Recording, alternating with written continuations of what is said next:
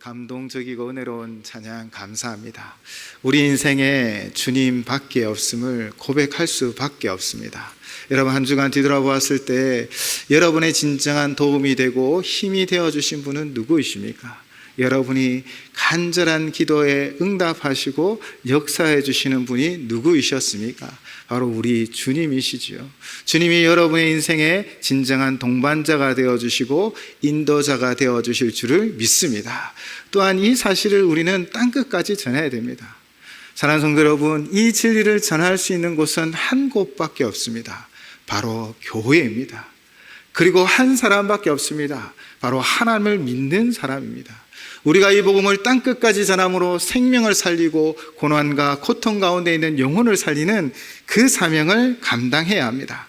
우리는 그래서 올해 복음을 전파하는 삶을 살기로 결단을 하고요, 한 가지 목표를 정한 것이 있습니다. 우리 119 함께 고백하고 또 말씀으로 나아가도록 하겠습니다. 시작.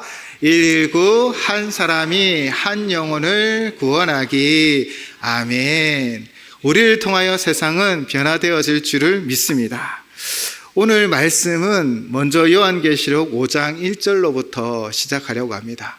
요한계시록 5장은 우리가 오후 찬양 예배 때 또 함께 나누려고 합니다.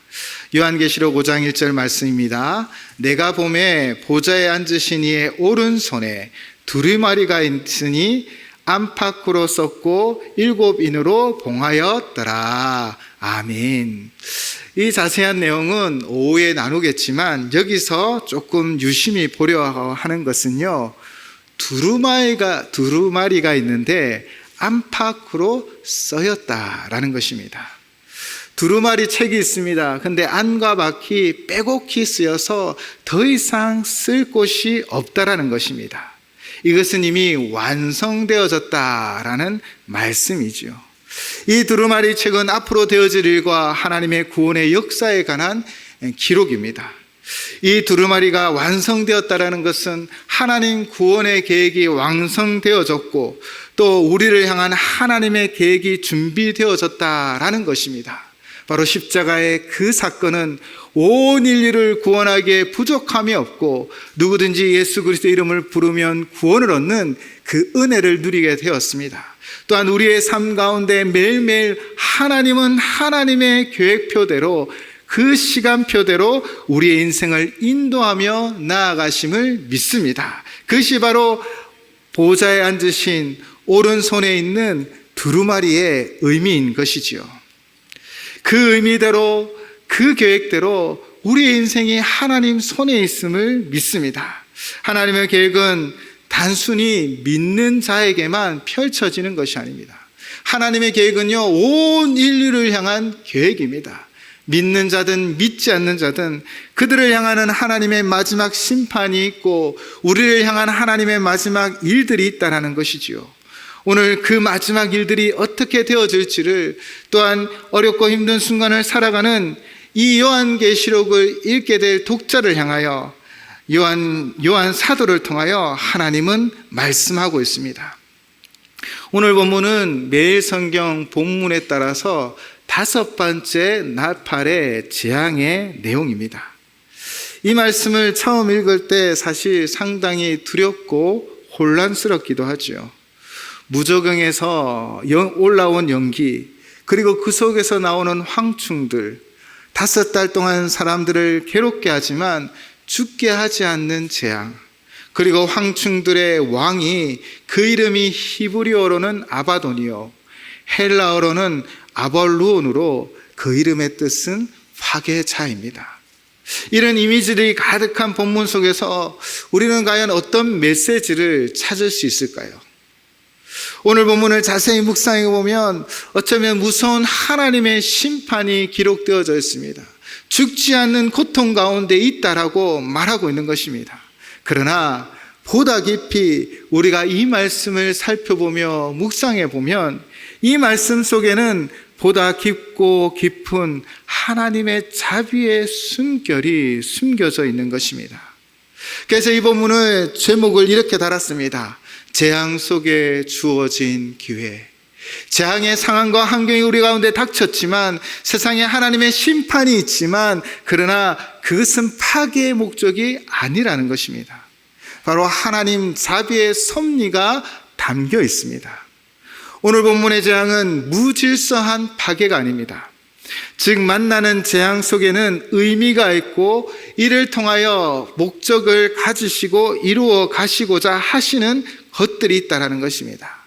우리 오늘 본문 1절 말씀 한 목소리로 함께 봉독하도록 하겠습니다. 다섯째 천사가 나팔을 불매 내가 보니 하늘에서 땅에 떨어진 별 하나가 있는데 그가 무저갱의 열쇠를 받았더라. 아멘. 다섯 번째 천사가 나팔을 불자 하늘에서 땅에 떨어진 별이 무저갱의 열쇠를 받았습니다. 여기서 떨어진 별은 무엇을 의미할까요? 학자들마다 의견이 조금 다르기도 합니다. 어떤 학자는 사단, 또한 타락한 천사다라고 말하기도 하고요. 어떤 이들은 하나님의 명령을 수행하는 천사다, 즉 하나님의 심부름꾼이다라고 말하기도 합니다. 그런데 대부분의 학자들은 이사야 14장 12절을 인용하여 이렇게 설명하지요. 이사야 14장 12절 말씀입니다. 너 아침의 아들 계명성이여 어찌 그리 하늘에서 떨어졌으며 너 열국을 엎은 자여 어찌 그리 땅에 찍혔는고. 아멘. 바로 하늘로부터 내어 쫓긴 존재, 땅에 떨어져 버린 이 악한 존재, 악한 세력 사탄으로 보는 것이지요. 그런데 여기에 중요한 포인트는 땅에 떨어진 별이 무엇인가를 연구하는 것이 아니라 바로 그들이 열쇠를 받았다라는 것입니다. 열쇠가 그들에게 주어졌습니다. 여러분, 무저갱을 여는 그 열쇠를 그 사단의 세력이 가지고 있고 그들의 능력으로 그 문을 연 것이 아닙니다. 하나님께서 열쇠를 주었다라는 것입니다. 이것이 우리에게 무엇을 말하고 있습니까? 바로 모든 것을 하나님이 통치하고 계시다라는 분명한 메시지이지요. 여기서 우리는 한 가지 중요한 원리를 깨닫습니다. 이 세상에 일어나는 모든 일들, 모든 심판들, 모든 재앙은 바로 하나님의 통치 가운데 있다라는 것입니다. 우리의 고난도 마찬가지입니다. 우리의 고난도 하나님의 주권 가운데 있는 것입니다. 하나님이 그들에게 열쇠를 주어 열게 하였다라는 것이지요. 그래서 우리는 이 고백의 찬양을 부르기도 합니다. 내게 허락하신 시련을 통해 나의 믿음 더욱 강하게 자라나고 험한 산과 골짜기 지나는 동안 주께 더 가까이 나를 이끄시네. 오후 시간에 드릴 이 찬양의 가사처럼 하나님의 통치가 있기 때문에 우리가 걷는 이 길, 이 시련의 시간은 한정되어져 있고 하나님의 끝에 계획이 있고 또 우리가 험한 산걸 골짜기를 지날 때에도 주님이 우리와 함께함을 믿습니다. 우리가 만나는 모든 사항은 하나님의 다스림 속에 있음을 믿고 나아가시기를 바랍니다. 어떤 선교사가 아프리카에 이 복음을 전하러 나아갔습니다. 그런데 도리어 그는 큰 가르침을 배웠다라고 고백을 합니다. 한 아프리카 부족에 나아가서 그들에게 복음을 전했는데 이 부족은요 늘 강을 하나 건너 이리저리 사냥을 하기도 했었습니다. 그런데 이 원주민들이 강을 건널 때의 모습은 너무나 우스꽝스러웠습니다. 어떤 이는 무겁고 큰 돌을 가슴에 품고 낑낑거리며 이 강을 건너기도 하고요. 어떤 이는 무겁고 큰 돌을 머리에 이고 강물을 지나는 것입니다. 원주민들이 저마다 이 돌을 들고 가는 모습을 보며 선교사는 이렇게 생각했습니다. 이 미련한 사람들 같으니라고. 그냥 건너면 될 일이지 뭘 그렇게 무거운 돌 하나씩 이렇게 낑낑거리며 건너느냐라는 생각이 들었다라는 것입니다. 그러나 선교사에게도 이 원주민은 꼭 이 돌을 들으라고 무거운 돌을 맡기기에 이런 생각을 가지고 있음에도 불구하고 자신도 이 돌을 낑낑 들고는 이 강을 건너갔습니다. 그리고 그 강 중간쯤 선교사는 이 이유를 알게 되었지요. 보기에는 그냥 흐르는 물이었는데 막상 그 중심에 들어가니 너무 유속이 빨라서 마치 그 거센 물에 떠내려갈 것 같았다라는 것입니다. 결국 이 원주민들이 돌을 이고 또는 돌을 안고 건너가는 그 이유가 무엇입니까? 바로 이 거센 물살에 휩쓸리지 않도록 각자의 돌을 들고 나아갔다라는 것입니다. 사랑하는 여러분, 우리 인생에 큰 돌을 허락하신 이유가 무엇입니까? 결국 인생의 강을 건너는 우리가 안전하게 건너가도록 하나님이 때로는 큰 돌을 우리에게 맡기시는 것입니다. 우리를 자만하지 않게 하시려고, 자신을 낮추게 하시려고, 더욱 주님만 의지하게 하시려고 하나님은 때로는 우리를 고난으로 인도하여 주시고 큰 짐을 맡기기도 하십니다. 우리의 생사복을 주관하신 하나님, 그분께는 다 계획이 있습니다. 우리의 삶은 하나님의 통치 안에 있습니다. 우리뿐 아닙니다. 온 세상을 향한 하나님의 경영이 있고 하나님의 통치가 있음을 믿습니다. 그러면 2절을 보시면 이제 그 열쇠를 받아 무저갱을 열었을 때 어떠하였습니까? 먼저 이 무저갱은 무엇일까요? 누가복음 8장에 보시면요, 거라사인 땅에서 귀신 들린 자를 물리친 역사가 기록되어 있습니다. 그 귀신의 이름은 군대였습니다. 그 이유는 많은 귀신이 들렸기 때문입니다. 그런데요, 누가복음 8장의 말씀을 읽어보면 이 군대라는 이름을 가진 더러운 귀신이 예수님께 이런 요청을 합니다. 무저갱으로 들어가라 하지 마시기를 간구하였던 것입니다. 이 수많은 군대 귀신도 이 무저갱이 두려웠답니다. 학자들에 의하면요, 이 귀신들도 두려울 만한 곳입니다. 즉 무저갱은 사탄과 악한 영들을 임시로 수감하는 처소이고 하나님의 심판 아래에 있는 구속의 장소입니다. 그리고 분명한 것은 마지막 때에 완전한 심판을 받을 곳이라는 것이지요. 이런 무저갱을 연이 큰 연기가 올라왔습니다. 큰 연기가 올라왔는데 그 짙은 연기로 말미암아 해와 공기가 어두워졌고 가려졌답니다. 숨쉬기가 힘들어진 것입니다. 그리고 3절에서는 무엇이 올라왔다라고 이야기하고 있습니까? 이 연기와 함께 황충이 올라왔다라고 기록하고 있습니다.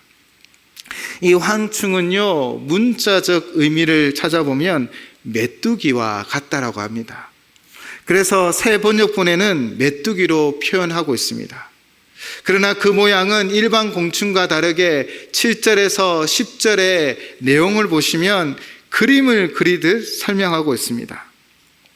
오늘 우리는 이 그림을 그리듯 설명하는 모양에 초점을 두는 것이 아니라요, 결국 연기도 황충도 하나님 심판의 도구였음을 생각해야 합니다.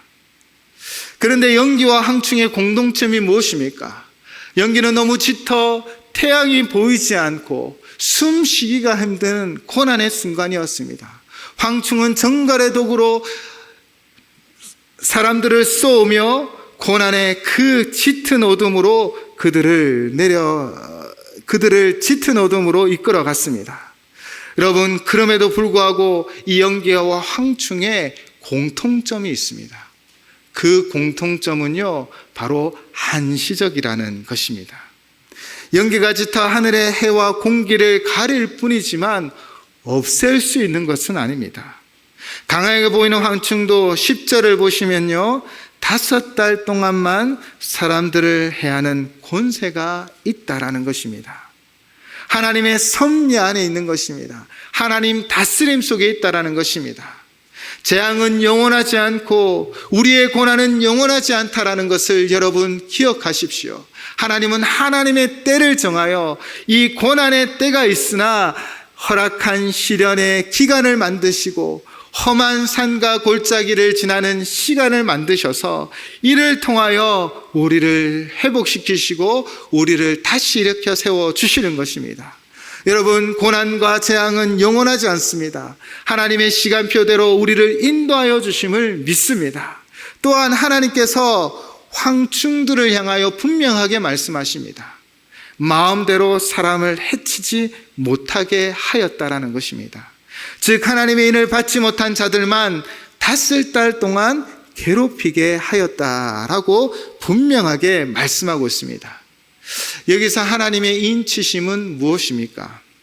에스겔서와 요한계시록 그리고 에베소에는 그 기록이 담겨 있습니다. 에베소서 4장 30절 말씀입니다. 하나님의 성령을 근심하게 하지 말라. 그 안에서 너희가 구원의 날까지 인치심을 받았느니라. 아멘. 하나님의 인치심은요, 단순히 보이는 이마의 표식이 아닙니다. 그것은 우리가 누구에게 속해 있는지를 가르쳐주고 드러내는 것이요, 바로 소속과 보호를 상징하는 것입니다. 즉 우리는 하나님의 소유로 구별된 자라라는 이 신학적 의미를 보여주고 있는 것이지요. 하나님께서는 우리를 당신의 것으로 구별하여 인치셨습니다. 바로 성령님이 우리 가운데 내주하시며 우리를 인도하여 주시는 것이지요.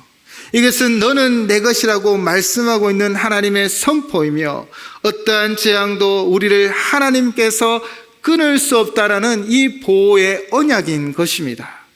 결국 이 인은 성령님을 통해 우리 마음에 새겨진 구원의 확신이지요. 우리가 흔들리고 넘어질 때에도 하나님께서 인치신 자를 결코 버리지 않으시며 다시 일으켜 세워주실 것이고 우리의 길을 인도하여 주실 것을 우리는 믿고 살아갑니다. 바로 성령님이 우리와 함께하고 계시기 때문입니다. 그러므로 우리는 인치심을 받은 자로서의 삶을 살아가야 합니다. 이 땅에 두 발을 딛고 살아가지만 그러나 우리의 본향은 영원한 저 하늘나라입니다. 우리는 이 땅에 세상 사람들과 똑같은 모습으로 살아가지만 그러나 우리는 세상 사람이 아니라 하나님의 자녀로 이 땅 가운데 살아가고 있음을, 그렇게 약속받은 백성임을 기억하시기 바랍니다. 그 인이 우리의 마음에 새겨져 있다라는 사실을 기억하며 날마다 주의 얼굴을 바라보며 주와 동행하는 삶을 살아가시기를 주님의 이름으로 축원을 드립니다. 그러나 인을 받지 못한 자가 있다라는 것입니다. 여기서 인을 받지 못한 자란 어떤 사람들일까요? 도덕적으로 문제가 있고 불량하고 나쁜 사람들을 말하고 있는 것일까요? 아닙니다. 여기서 인을 받지 못했다는 자라는 하나님의 통치와 복음을 끝내 거부하고 회개하지 않는 자들을 말하는 것입니다. 황충이 정갈의 권세와 같은 권세를 가졌는데 무질서적인 파괴가 아닙니다. 오직 이마에 하나님의 인치심을 받지 아니한 사람들만 해하라라고 하나님은 통제된 목적을 가진 그 말씀으로 그들에게 통제하고 있는 것입니다. 인간의 악함에 대한 응답이긴 하지만 하나님의 목적은 분명히 있습니다. 그 목적은 단순한 분노의 심판이 아니라 하나님 섭리 안에서 통제된 심판입니다. 그렇다면 하나님의 섭리는 무엇입니까? 이 재앙은 결국 무엇을 우리에게 말하고 있습니까? 우리 본문 5절 6절 말씀입니다. 그러나 그들을 죽이지는 못하게 하시고 5달 동안 괴롭게만 하게 하시는데 그 괴롭게 함은 전갈이 사람을 쏠 때의 괴롭게 함과 같더라. 그날에는 사람들이 죽기를 구하여도 죽지 못하고 죽고 싶으나 죽음이 그들을 피하리로다. 아멘. 황충들이 이 사람들을 한정된 기간 5달 동안 괴롭게 하며 재앙을 내리는 것은요, 그 이유는요, 바로 그들을 구원하기 위한 이 재앙 속에 주어진 기회인 것입니다. 단순히 이 장면은 단순한 재앙의 묘사가 아니라 재앙이 왜 주어지는지를 깊이 생각하게 한다는 것입니다. 어쩌면 죽음이 그냥 끝으로 보일 수 있는 것이지요. 그러나 하나님은 죽음이 끝이 아니라 바로 죽음 뒤에 심판이 있기에 이 5달 동안의 재난을 통하여 그들이 돌이키기를 원하시는 것입니다. 이 재앙 안에는 하나님의 섭리가 담겨 있는데 이 섭리는 바로 인침을 받지 못한 자들의 구원, 그들이 이 고난을 통하여 회개하고 돌아오기를 원하는 하나님의 섭리가 담겨 있는 것입니다. 재앙은 하나님의 무서운 채찍이면서 또한 회개의 기회를 주시는 절호의 찬스인 것입니다. 찬송가 210장인 시온성과 같은 교회를 지은 이가 존 뉴턴이죠. 그는 찬송가 305장에 나 같은 죄인을 살리신 이 찬양도 작사하였습니다. Amazing Grace. 이 존 뉴턴은요, 영국의 성장 집에서 태어났습니다. 그의 어머니는 신실한 기독교인이었지만 그가 7세 되는 해에 하나님의 부르심을 받습니다. 그러나 7살 나이에 이 존 뉴턴에게서는 참 충격적인 사건이지요. 아버지는 재혼을 하였지만 집안의 분위기는 너무나 좋지 않았습니다. 결국 그는 나쁜 친구들과 어울리며 공부를 포기하고 자퇴하여 11살에 아버지의 배를 타 뱃사람의 일을 시작합니다. 선원들의 거친 삶을 배워가며 그는 어머니의 신앙을 잃어버리기 시작했고 거친 욕과 세상 향락만 쫓았습니다. 또 감옥에 잠시 갇히기도 했지요. 어릴 적부터 배운 뱃일이 결국 1748년에 노예선의 선장의 일을 맡게 되었던 것입니다. 그렇게 어쩌면 선장이 되어 또 어쩌면 출세의 길을 가게 되었는 그 순간, 바로 1748년 어느 날 제약으로 가득 찬 존 뉴턴의 인생에 큰 사건이 발생합니다. 11일 동안 큰 풍랑에 정말 큰 폭우로 말미암아 그의 생명이 경각에 이르렀다는 것입니다.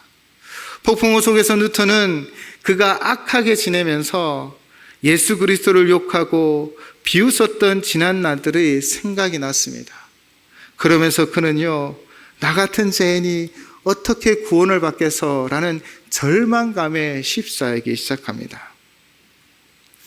도저히 나 같은 이 죄인은 구원받을 수 없어라는 이 생각에 죽을 생각밖에는 없었던 것 같습니다. 그런데 그때 정말 하나님의 은혜가 그의 가운데 작은 음성이 되어 들려집니다. 바로 어릴 적 어머니가 읽어주셨던 그 성경 말씀이 마음속에 떠오르기 시작했습니다. 그러나 존 뉴턴은 갈등하기 시작합니다. 나 같은 죄인이 무슨 구원을. 그런 갈등 속에 결국 그는 항복하게 되어집니다. 주님께 자비를 베풀어 달라라고 부르짖으며 구원의 손길을 구했던 것이지요. 하나님께서는 이 부르짖음을 들으시고 특별한 모신 가운데, 이 폭풍 가운데 존 뉴턴을 살리셨습니다. 그리고 존 뉴턴은 이 일을 계기로 회심하고 또 시간이 흐른 뒤에는요, 정말 설교가들의 영향을 받아 주님의 부르심과 헌신의 길로 나아가 목사의 길을 걷게 되었지요. 그의 고백이 무엇입니까? Amazing Grace. 놀라운 하나님의 은혜를 이렇게 노래합니다. 나 같은 죄인 살리신 주, 은혜에 놀라워 잃었던 생명 찾았고 광명을 얻었네. 10일이나 지속되는 그 폭풍우 속에서 그는 어쩌면 죽고 싶은 마음밖에 없을 것입니다. 그러나 죽음이 그를 비켜갔습니다. 그리고 재앙 속에서 주어진 그 기회 가운데 그는 회개하며 돌이켜 노예선의 선장이 되어진 것이 아니라 복음선의 선장이 되어 일평생을 살아갔던 것입니다.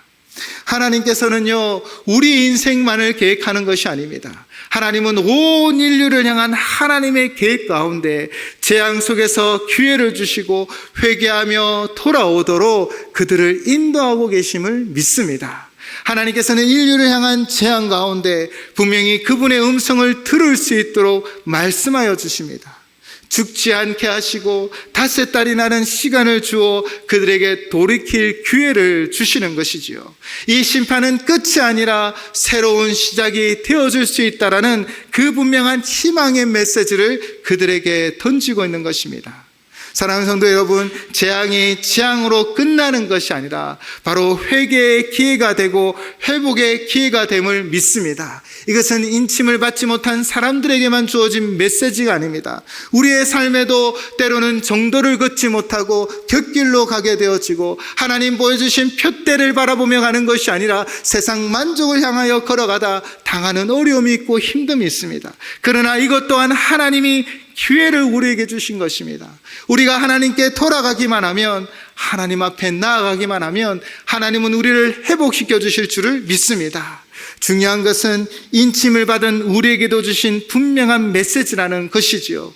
재앙은 세상 사람들을 공포로 몰아내지만 결국 회개의 기회를 줍니다. 믿는 자는 고난 속에 흔들리지만 그러나 이 믿음으로 다시 주님을 바라보게 되어지는 것이지요. 고독 가운데 허덕이는 이웃에게 우리는 이 메시지를 전해야 합니다. 그런데 사랑하는 성도 여러분, 여기서 우리는 중요한 메시지를 발견해야 합니다.